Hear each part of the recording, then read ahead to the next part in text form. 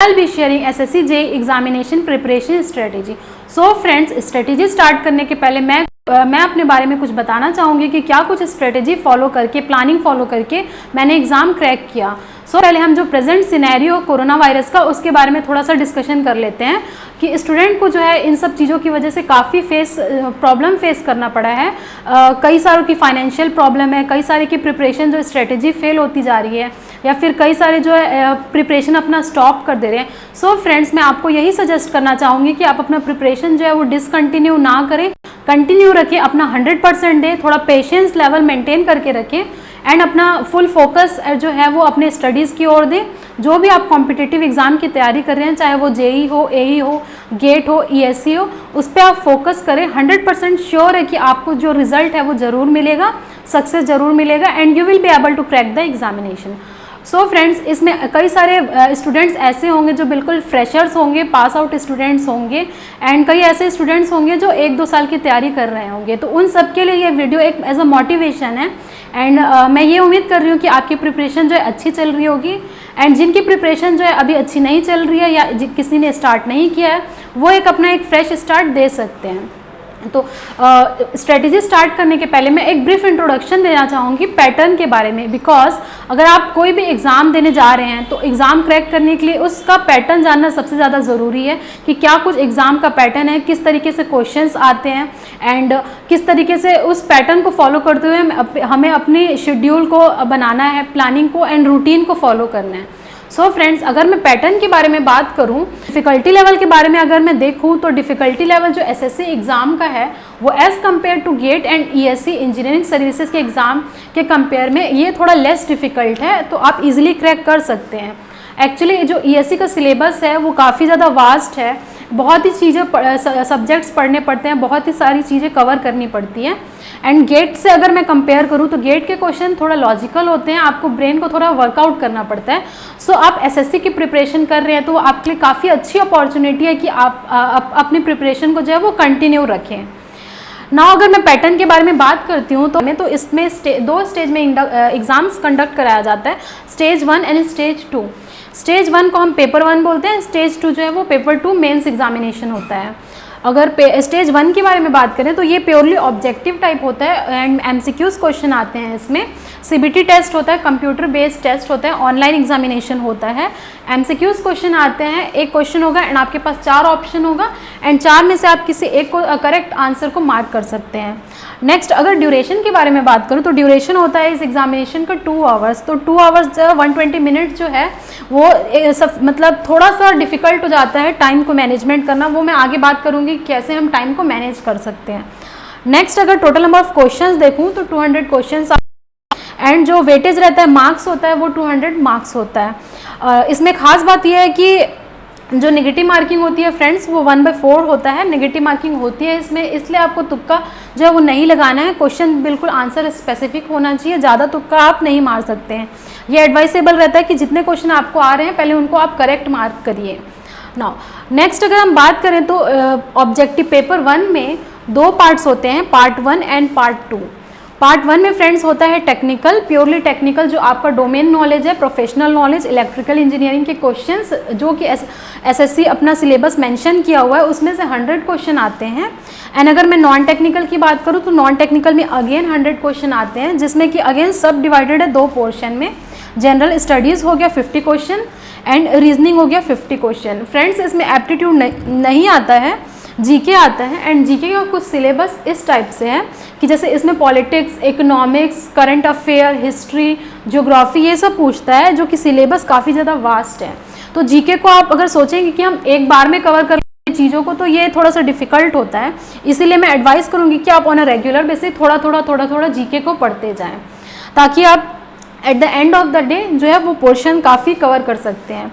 Next, अगर मैं reasoning की बात करूं तो रीजनिंग जो है फ्रेंड्स वो काफ़ी ज़्यादा स्कोरिंग है, आप इसमें कर सकते हैं एंड स्टूडेंट्स जो है वो काफ़ी अच्छे मार्क्स स्कोर करते हैं, स्कोरिंग है।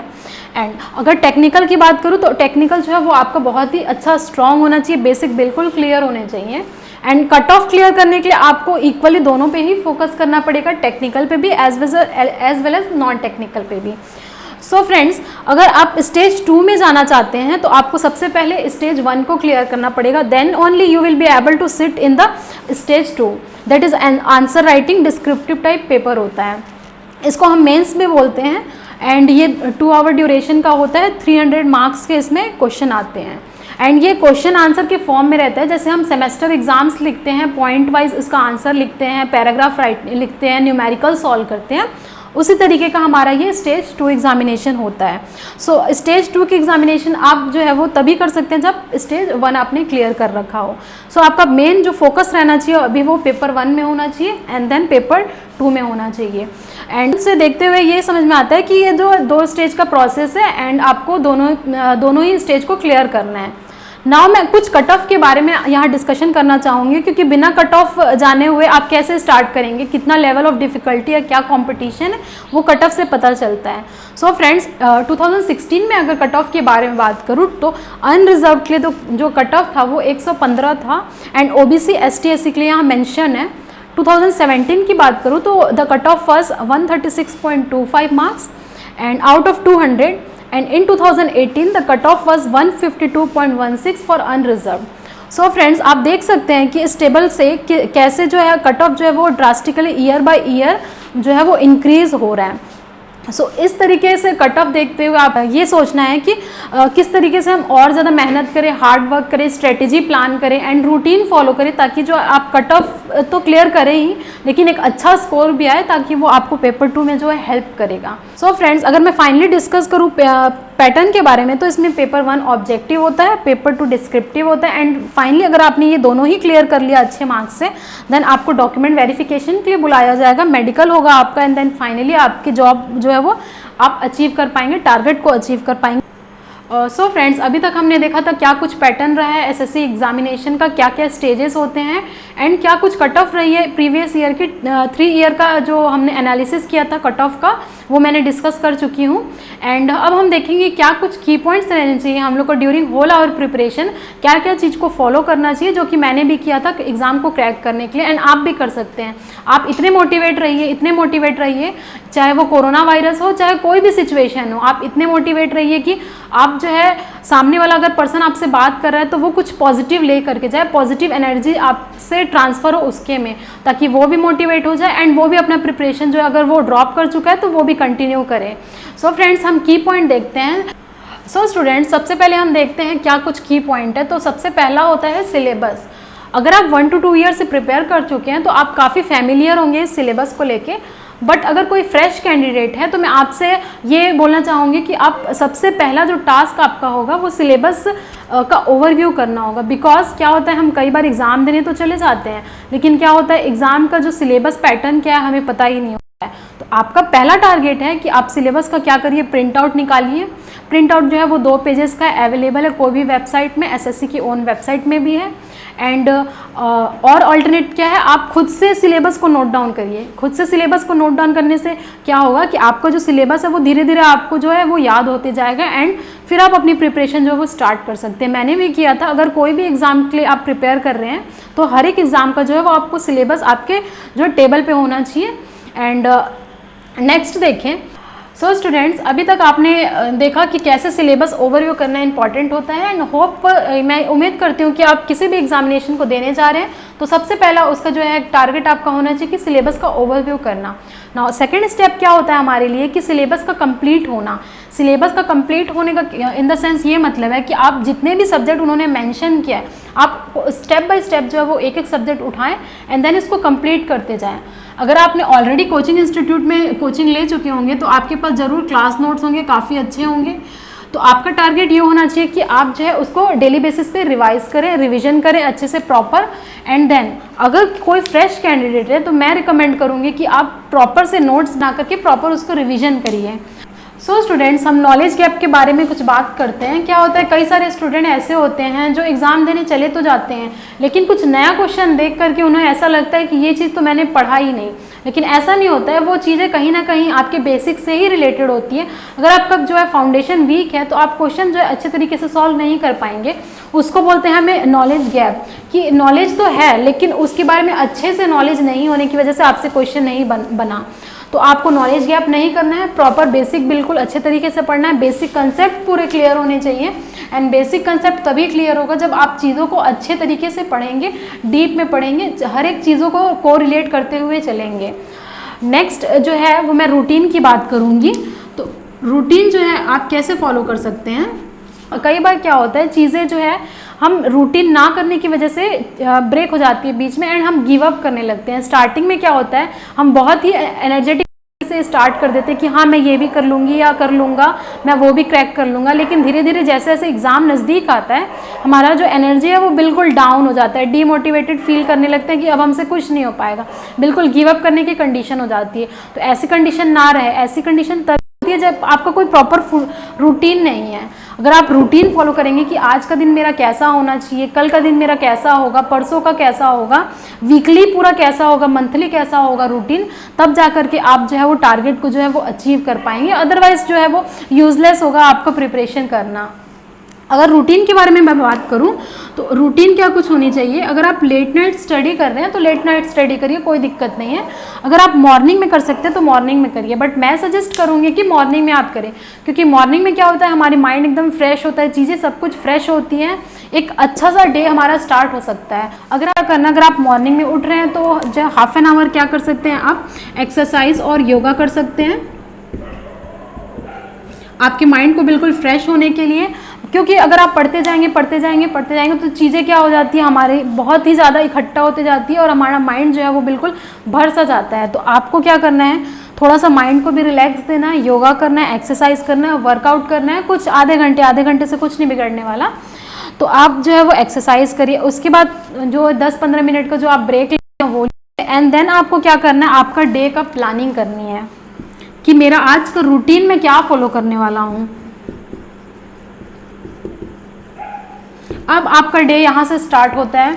तो सबसे पहले जो है आपको क्या करना है, आपकी फेवरेट चीज़ जो है, जैसे आपको अगर एप्टीट्यूड सॉल्व करना अच्छा लगता है तो आप एप्टीट्यूड सॉल्व करिए। अगर आपको रीजनिंग पसंद है तो आप रीजनिंग कर सकते हैं। अगर आपको जनरल स्टडी पढ़ना पसंद है तो आप जनरल स्टडीज़ पढ़ सकते हैं। आपकी फेवरेट चीज़ जो आपको एनर्जी बूस्ट अप करे मॉर्निंग में। ऐसा ना हो कि आप जो है वो ऐसा सब्जेक्ट पकड़ लिया जो बिल्कुल आपको डिमोटिवेट करके छोड़ दिया, ऐसा नहीं करना है। आप एक प्रॉपर जो है वो प्लानिंग करिए। तो आप क्या कर सकते हैं, आप सबसे अच्छा तरीका ये होता है कि आपको करना क्या है, आपको एक A4 साइज़ का पेपर लेना है। A4 साइज़ पेपर, जैसे आज जो भी डेट है, आज फलाना डेट है, उस फलाने डेट को नोट कर लिए। नोट करने के बाद आज का क्या टारगेट है मुझे ये नोट करना है, first, second, third, fourth and so on, जो भी आपका टारगेट है। तो आपको क्या करना है, फर्स्ट टारगेट मेरा सपोज एप्टीट्यूड है, एप्टीट्यूड को मैं 1 घंटा पढ़ूंगी सपोज, एंड देन मैं रीजनिंग पढ़ूंगी 1 घंटा,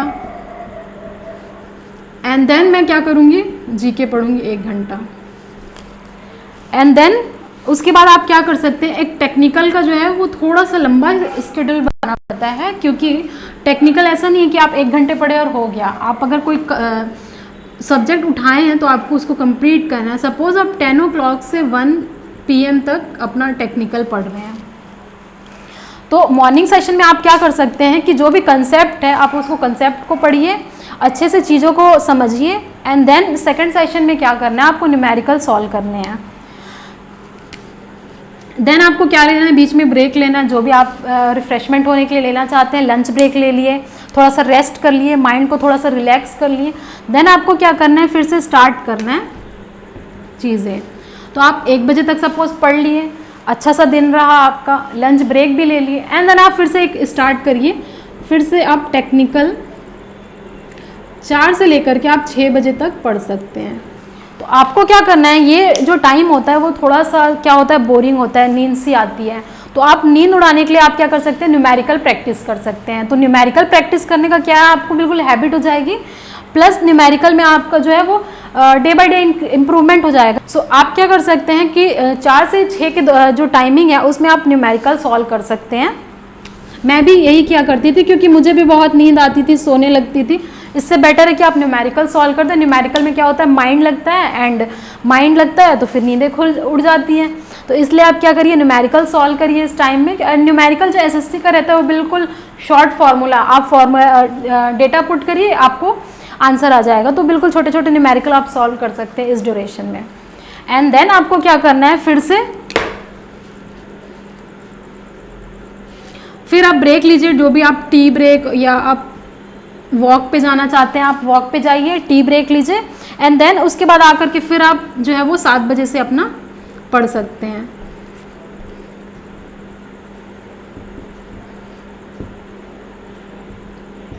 सात से सपोज 10 पढ़ लिए। तो अब क्या है, आपका जो ये रूटीन बन जाना चाहिए कि अगर आप मॉर्निंग जो ऐसे स्टार्ट कर रहे हैं, किसी दिन रीजनिंग पहले पढ़ लिया, किसी दिन टेक्निकल पहले पढ़ लिए, जो भी चीज़ें आपको मोटिवेट करती है उसको हमेशा हमें पहले पढ़ना चाहिए, ताकि हमें दिन की शुरुआत जो है वो अच्छी रहे।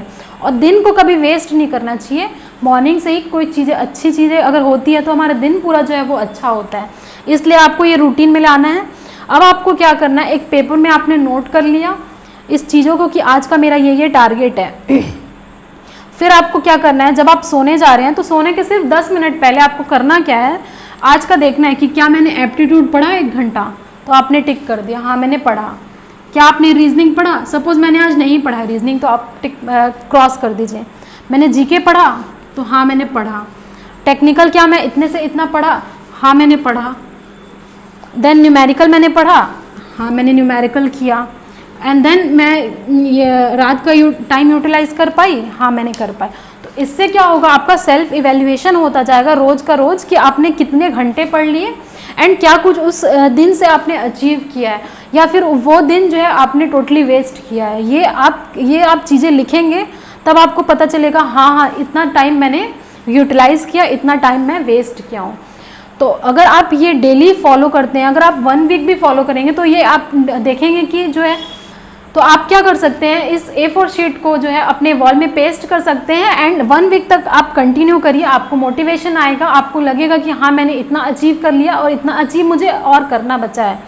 तो ये एक तरीका बहुत ही अच्छा होता है। ये मैंने पूरे अपने प्रिपरेशन के दौरान फॉलो किया था एंड मुझे उससे पता चला था कि हाँ मेरा टाइम कहाँ वेस्ट हो रहा है, कहाँ टाइम वेस्ट नहीं हो रहा है। तो ये सबसे अच्छा तरीका है, आपको इसे फॉलो करना चाहिए एंड मेरे हिसाब से सब फॉलो करते होंगे। नेक्स्ट आपको करना क्या है, एक शेड्यूल बनाना है। शेड्यूल अगेन ये एक इस तरीके का आप शेड्यूल बना सकते हैं, किस तरीके से मुझे टेक्निकल एंड सब सब्जेक्ट को जो है वो कवर करना है। तो ये हमारा हो गया रूटीन एंड देन हमारा हो गया schedule. Now planning, the most important part जो होता है प्लानिंग का, रिवीजन की प्लानिंग। अगर आपने पूरा ये टारगेट अचीव कर लिया हो, सिलेबस भी आपने कंप्लीट कर लिया हो, सब्जेक्ट सारे कंप्लीट कर लिया हो, आपको नॉलेज भी काफ़ी ज़्यादा सब्जेक्ट की एंड आप प्रॉपर रूटीन भी फॉलो कर रहे हैं, लेकिन अगर आप रिवीजन नहीं कर रहे हैं सब्जेक्ट का, तो आप जो है वो चीज़ों को धीरे धीरे भूलते जाएंगे। हमें क्या होता है, ऐसा लगता है कि हमें 1 हफ्ते तक याद रहेगा या 1 महीने तक याद रहेगा, लेकिन ऐसा होता नहीं है। चीज़ें जो है धीरे धीरे हमारे माइंड में जो है वो भूलते जाते हैं। तो आप क्या कर सकते हैं, आपको रिवीजन करना है। रिवीजन भी कैसे करना है, on a daily basis, weekly and monthly. तो आप क्या कर सकते हैं, इस चीज़ के लिए आपको daily revision, weekly revision and then monthly revision. So friends, आपको करना क्या है, आप जो भी कंसेप्ट पढ़ रहे हैं, तो ऐसा तो होता नहीं है कि हमें सारी कंसेप्ट याद रहती है नोट्स में। हम नोट्स कैसे देखेंगे, अचानक से कोई फॉर्मूला भूल गए। तो आपको करना क्या है कि एक A4 साइज़ का पेपर या कोई भी पेज लेना है, उसमें आपको ऐसे कंसेप्ट एंड ऐसे फॉर्मूले लिखने हैं जो कि आपको भूलने की प्रोबेबिलिटी ज़्यादा है कि मैं ये एग्ज़ाम के टाइम याद नहीं रख पाऊंगा या नहीं रख पाऊंगी। उस फॉर्मूले को आपको पेज में नोट करना है, माइक्रो नोट्स के फॉर्म में, and on a daily basis आपको वो फॉर्मूला जो है वो रिवाइज करना है। तो आप क्या कर सकते हैं, कोई भी अदर एक्टिविटी कर रहे हैं, जैसे खा रहे हैं, या तो आप क्या कर सकते हैं, ऑन अ डेली बेसिस तो रिवाइज कर सकते हैं कि अगर अदर एक्टिविटी आप कुछ कर रहे हैं तो एक बार वो नोट्स देख लिए तो आपके माइंड में वो फिट हो जाता है। एंड देन वीकली बेसिस पे आपको रिवीजन करना उस सब्जेक्ट का इक्वली इम्पॉर्टेंट है। एंड देन आप क्या कर सकते हैं, मंथली रिवीजन कर सकते हैं। एंड जो रिवीजन है वो रियली बहुत ही इम्पॉर्टेंट है। कई लोगों की आदत होती है कि सब्जेक्ट पढ़ लेते हैं, अच्छे से नोट्स भी बना लिए एंड सब कुछ अच्छा चल रहा था, लेकिन उन्होंने रिवीजन नहीं किया था। तो रिवीजन करना जो है वो बहुत ही ज़्यादा एसेंशियल होता है during the whole examination preparation. Now हम देखते हैं self evaluation. So self evaluation जो है, सेल्फ असेसमेंट हम कैसे करते हैं, हम कर सकते हैं friends on a daily basis. Daily basis जो हम सेल्फ इवेल्युएट कर रहे थे यहाँ पर, क्या कुछ हमने किया, क्या कुछ आज हमने नहीं किया, कितने सब्जेक्ट हमने पढ़े, न्यूमेरिकल किया कि नहीं किया। At the end of the day आप जब नाइट में सोने जा रहे हैं तो आप क्या कर सकते हैं, सेल्फ इवेल्युएट कर सकते हैं कि हाँ आज का दिन मेरा अच्छा रहा, आज मैंने इतना टाइम को यूटिलाइज़ किया, आज मैंने इतने टाइम को वेस्ट किया। तो ये होता है ऑन अ डेली बेसिस आप करें। जब भी सोने जाएं तब चीज़ों को सोचें, आज का दिन के बारे में सोचें, आज का दिन क्या मेरा सेटिस्फाइड था, क्या मैं आज के दिन से सेटिस्फाई हूँ, या मुझे अगले दिन के लिए और मेहनत करनी पड़ेगी, या अच्छा रहा। तो ये खुद को करना है, कोई नहीं आएगा आपको बताने के लिए कि आपने क्या कुछ पढ़ा, क्या कुछ नहीं पढ़ा। तो ये खुद से होता है self assessment. Now second self assessment होता है फ्रेंड्स टेस्ट सीरीज से। सो टेस्ट सीरीज क्या होता है, एक बेस्ट मेथड होता है किसी भी एग्ज़ाम के लिए इवेल्युएट करना खुद को कि हम कितने पानी में हैं, क्या कुछ हमारा रिवीजन ठीक है, हमारा स्ट्रेटेजी ठीक है। अगर हम टेस्ट सीरीज़ प्रॉपरली देंगे तो उससे पता चलेगा कि हमारी स्ट्रेटेजी फेल हो रही है या सही चल रही है, और हम टारगेट को अचीव कर पा रहे हैं या नहीं कर पा रहे हैं। टेस्ट सीरीज़ जो है वो आप किसी भी कोचिंग इंस्टीट्यूट का ले सकते हैं। बेस्ट तरीका है टेस्ट सीरीज़ का। मैं बार बार इस पर फोकस इसलिए कर रही हूँ क्योंकि टेस्ट सीरीज़ से ही आपको पता चलेगा कि आपका जब रियल एनवायरनमेंट एग्ज़ाम देने जाएंगे तो आप अंडर प्रेशर कैसे काम करते हैं, उस 200 क्वेश्चन को 2 घंटे में आप सॉल्व कर पाते हैं कि नहीं, ये टेस्ट सीरीज़ से आपको पता चलेगा। तो टेस्ट सीरीज़ में आपको करना क्या है, एक होता है सब्जेक्ट वाइज टेस्ट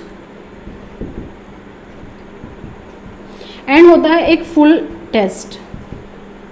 तो स्टार्टिंग में फ्रेंड्स आपको फुल टेस्ट नहीं देना है, आप सब्जेक्ट वाइज चलिए। सपोज आपने बेसिक कंसेप्ट पढ़ लिया, सर्किट लॉ पढ़ लिए, देन उसका सब्जेक्ट टेस्ट दीजिए।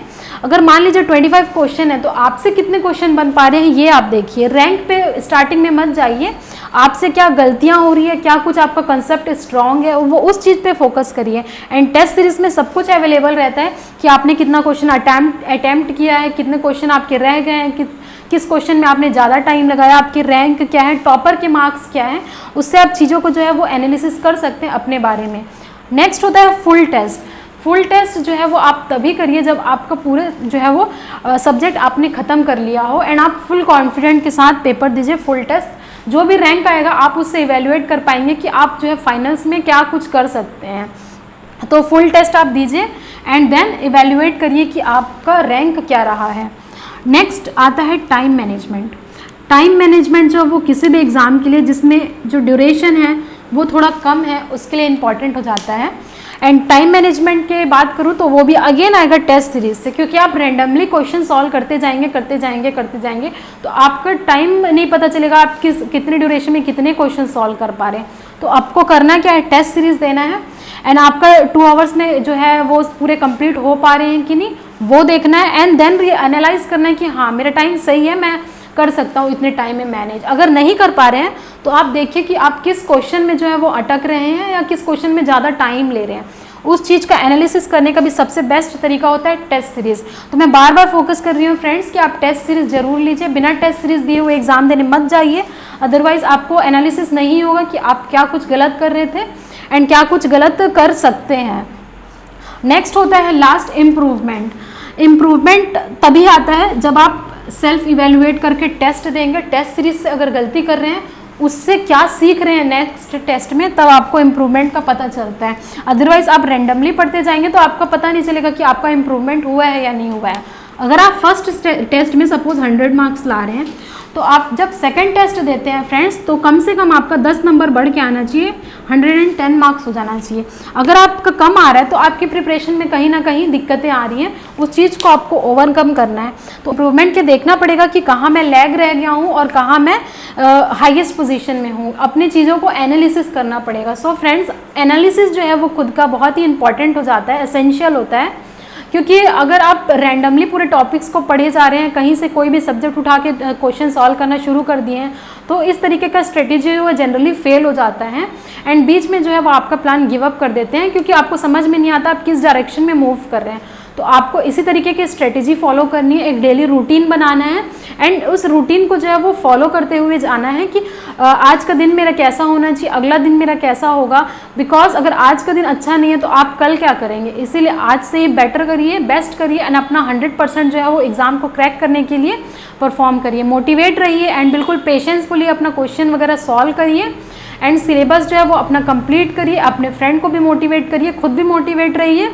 सो फ्रेंड्स, अभी तक हमने देखा था कि किस तरीके से हम अपनी चीज़ों को इम्प्रूव कर रहे थे एंड हम एक वेन डायग्राम की मदद से देखेंगे कि कैसे चीज़ें जो है वो हमारे लिए हेल्पफुल होती है एंड कैसे हम अपना टारगेट अचीव कर सकते हैं। तो वेन डायग्राम का मतलब क्या, ये कॉमन चीज़ क्या बता रही है देखते हैं।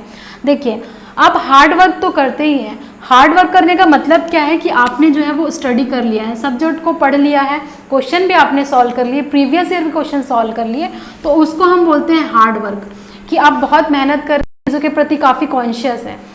एंड नेक्स्ट क्या होता है हमारा स्मार्ट वर्क। सिर्फ हार्ड वर्क से तो काम नहीं चलता, आपको स्मार्ट वर्क भी करना पड़ेगा। स्मार्ट वर्क तभी होता है जब आपकी प्रॉपर जो है वो प्लानिंग है, एक आप शेड्यूल फॉलो कर रहे हैं, रूटीन फॉलो कर रहे हैं। तो आप ब्लाइंडली ऐसे फॉलो नहीं कर सकते कि आप बस पढ़े जा रहे हैं, क्वेश्चन सॉल्व करे जा रहे हैं। कभी रैंडमली कुछ टॉपिक उठा लिया आपने, कभी कुछ टॉपिक उठा लिया, तो ऐसा नहीं करना है। आपको स्मार्टली जो है वो चीज़ों को हैंडल करते आना चाहिए, प्लानिंग आपकी अच्छी होनी है, शेड्यूल आपको अच्छे से फॉलो करते आना चाहिए। तो ये हो गया हम इस सर्कल के अंदर hard work plus smart work को हमने बता दिया। नेक्स्ट क्या होता है understanding. Understanding in the sense आपको सब्जेक्ट की अच्छी खासी नॉलेज होनी चाहिए, कहीं भी जो है वो नॉलेज गैप नहीं आना चाहिए। सब्जेक्ट का बेसिक अंडरस्टैंडिंग, हर एक सब्जेक्ट जो आप पढ़ रहे हैं उससे आपका क्वेश्चन सॉल्व होते आना चाहिए। एग्जाम में आप अच्छा परफॉर्म करें कि एक बेटर अंडरस्टैंडिंग है आपके सब्जेक्ट के प्रति। तो ये दोनों चीज़ें तो इम्पॉर्टेंट है ही, लेकिन जो मोस्ट इम्पॉर्टेंट चीज़ है वो होता है सेल्फ इवैल्यूएशन। अगेन मैं इस पर फोकस कर रही हूँ क्योंकि सेल्फ इवैल्यूएशन करे बिना आपका टास्क जो है वो कंप्लीट नहीं होता है। तो आपको क्या करना है, सेल्फ इवैल्यूएट करना है, सेल्फ खुद को असेसमेंट करना है कि हाँ ठीक है, आगे मैं कैसा परफॉर्म करूँगा या मैं अभी कैसा परफॉर्म कर रहा हूँ, उस चीज़ को आपको टेस्ट सीरीज़ के थ्रू असेसमेंट करना है। तो ये इन तीनों चीज़ों से ही आपका क्या है, सक्सेस आपको मिल जाएगी, टारगेट जो है वो अचीव हो जाएगा। ये तीनों का क्या है, कॉमन एरिया। मतलब अगर एक भी अगर इसमें नहीं है, मान लीजिए आप हार्ड वर्क नहीं कर रहे हैं, आप सब्जेक्ट का पूरा नॉलेज रख लिए लेकिन आप पढ़ ही नहीं रहे हैं, आप डायरेक्ट एग्जाम देने जा रहे हैं, तो भी आप सक्सेस नहीं हो पाएंगे। अगर आप हार्ड वर्क कर रहे हैं लेकिन आपको सब्जेक्ट का नॉलेज ही नहीं है, आप रैंडमली कुछ भी पढ़े जा रहे हैं, तो भी सक्सेस नहीं हो पाएंगे।